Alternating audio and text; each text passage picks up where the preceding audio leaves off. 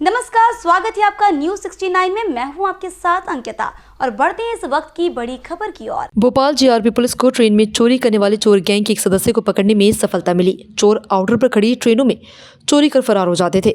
GRP police ने आरोपी से 5,50,000 रुपए का मशरूका बरामद हुआ। ट्रेनों में चोरी किए अन्य कंपनी के 8 मोबाइल, 6 लैपटॉप, 4 ट्रॉली बैग और घटना में शामिल दोपहिया वाहन जब्त किए गए। जीआरपी थाना प्रभारी जाहिर खान ने मीडिया से चर्चा के दौरान बताया कि फरियादिया आकांक्षा निवासी भोपाल जो ट्रेन सोमनाथ एक्सप्रेस से सूरत से भोपाल की 8 दिसंबर 2024 को यात्रा कर रही थी। उन्होंने स्टेशन भोपाल आने से पूर्व अपने ट्रॉली बैग गेट पर लाकर रख दिए। जब ट्रेन आरिफ नगर आउटर पर धीमी हुई तो कोई अज्ञात बदमाश दोनों ट्रॉली बैग चोरी कर ले गया।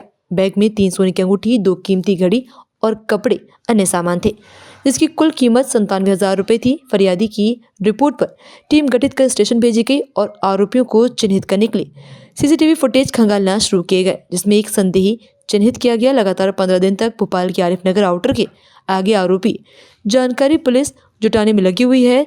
तस्दीक के बाद आरोपी आसिफ को पकड़ने में सफलता मिली। आरोपी ने पूछताछ में घटना को अपने 3 अन्य साथियों के साथ मिलकर देना स्वीकार किया है। सभी आरोपी भोपाल सब्जी मंडी में हमाली का काम करते हैं। फरार तीनों आरोपियों की तलाश जारी है। बेसिकली नकबजन नहीं है, वो चोर हैं। ट्रेनों में अक्सर ये होता है कि जब हम यात्रा करते हैं तो सामान चोरी हो जाते हैं। उसके 2-3 पैटर्न हैं जो हम जनरली हमने ऑब्जर्व किए हैं कि पैटर्न ये है कि कई बार प्लेटफॉर्म पे जब ट्रेन खड़ी होती है तो जो प्लेटफॉर्म पे असामाजिक तत्व चोर वगैरह होते हैं वो सामान निकाल के यात्री को ले जाते हैं। मोबाइल छीनने जैसी घटनाएं हो जाती हैं। तो वो आइडेंटिफाई करना फिर भी आसान इसलिए होता है कि प्लेटफॉर्म पूरी तरह से कैमरे से सुसज्जित है, तो जनरली वो पकड़े जाते हैं। इसलिए इतनी बड़ी घटनाएं लगातार नहीं होती, वो रेयरली हैं। दूसरा एक तरीका ये होता है कि जो आउटर्स हैं, आउटर्स पे जो आसपास बस्तियां बनी हुई हैं, वहाँ पर भी जब ट्रेन खड़ी होती है तो वहाँ जो बस्ती में से कुछ लोग जो रहते हैं चोरी वगैरह करते हैं, वो आपराधिक तत्व ट्रेन में चढ़ते हैं और लोगों के सामान या तो खींच लेते हैं या उनके सामान उतार कर चोरी कर लेते हैं। कई दिनों से ये देखने में आ रहा था कि लगातार ट्रैवल बैग चोरी होती है। जो ट्रैवल बैग बड़े ट्रॉली बैग होते हैं उनको उतारना इतना आसान नहीं होता, क्योंकि उसमें काफ़ी सामान भी रहता है, कपड़े वगैरह रहते हैं और ये उतारना इतना ईजी नहीं रह जाता है। हम लोगों ने ये जब घटनाएं हो रही थी तो प्लेटफॉर्म पे भी सब कैमरे जुड़वाए, आउटर्स पे भी जा के जो है काफ़ी पताराशी करी, लेकिन कोई ठोस सुराग नहीं लग रहा था। इसी घटनाक्रम में 8 तारीख को दिसंबर में एक घटना हुई। आकांक्षा करके एक फरियादी है जो भोपाल में रहती है। जब वो सूरत से भोपाल लौट रही थी सोमनाथ एक्सप्रेस से, तो आउटर पर ही जब ट्रेन पहुंचती है और कई सारे यात्री गलती करते हैं कि वो गेट खुला होता है और अपने सामान गेट पर रख लेते हैं। तो उन्होंने भी अपना जो ट्रॉली बैग था बड़ा वाला वो गेट पर रखा और बाकी सामान लेने अंदर चली गई, जिससे कि निकलते समय आसानी से उतर जाए स्टेशन आने के पहले। लेकिन उसके बाद ये हुआ कि जब ट्रेन बाहर आउटर पर खड़ी हुई, आउटर से पहले ही खड़ी हुई, तो कोई उनका बैग चुरा के ले गया। उस पर मामला स्टार्ट किया गया था। बैग में उनके इस्तेमाली कपड़े वगैरह थे, सोने की अंगूठी भी थी और भी सामान थे, घड़ियाँ वगैरह थी, कीमती सामान थे।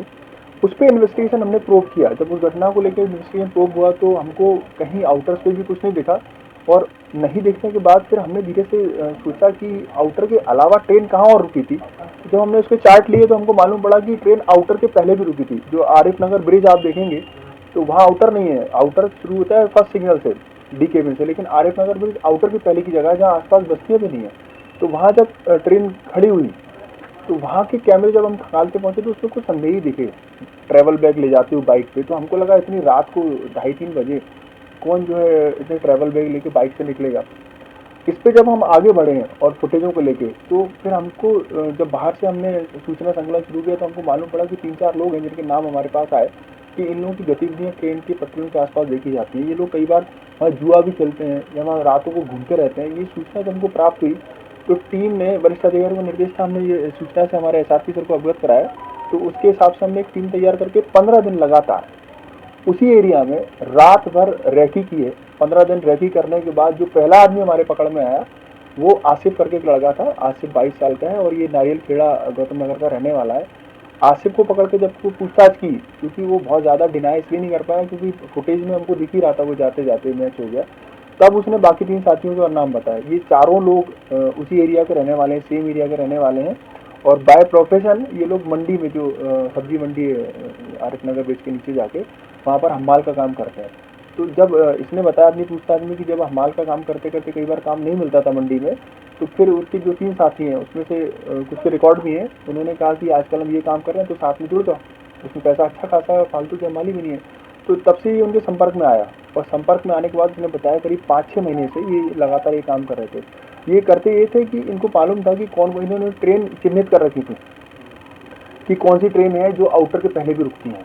तो जो चिन्हित ट्रेनें जब उनके आउटर के पहले रुकती थी और जनरली वो दरवाजे खुले होते हैं एसी कोचेस के, लोग खुले रख जाते हैं कि स्टेशन आने वाला है कई बार, और सामान निकालते हैं तो ये आसानी से उसमें चढ़ते थे। 2 लोग चढ़ते थे, 2 लोग नीचे रहते थे और ये चढ़ के यात्रियों के ट्रेवल बैग जो ट्रॉली बैग में उठा के नीचे अपने दोनों साथियों को देते। तो बाइक से लोग आते थे।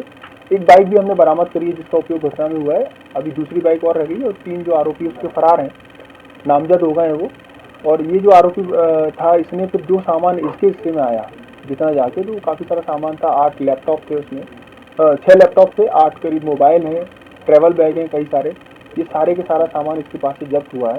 इसको रिमांड पे भी लिया था। अभी जितना भी सामान जब्त हुआ है इसके अलावा भी ढेर सारा सामान जब्त होना है, लेकिन सबसे बड़ा काम जो है वो उन सामान को चिन्हित करना है कि किस किस जगह पर ये मामले रजिस्टर्ड हुए हैं। जिसमें से अभी की स्थिति में जो मामले सामने आए हैं वो हमारे पास भोपाल के 4 मामले करीब सामने आए हैं। विदिशा का है मामला, इटारसी का मामला है। और जैसे जैसे हम उसको आगे और बढ़ाते जा रहे हैं कि कौन सी चोरियों में FIR निकाली जा रही है, सामान तो जब्त कर लिया, उसके हिसाब से अभी और भी मामलों का इसमें खुलासा होगा।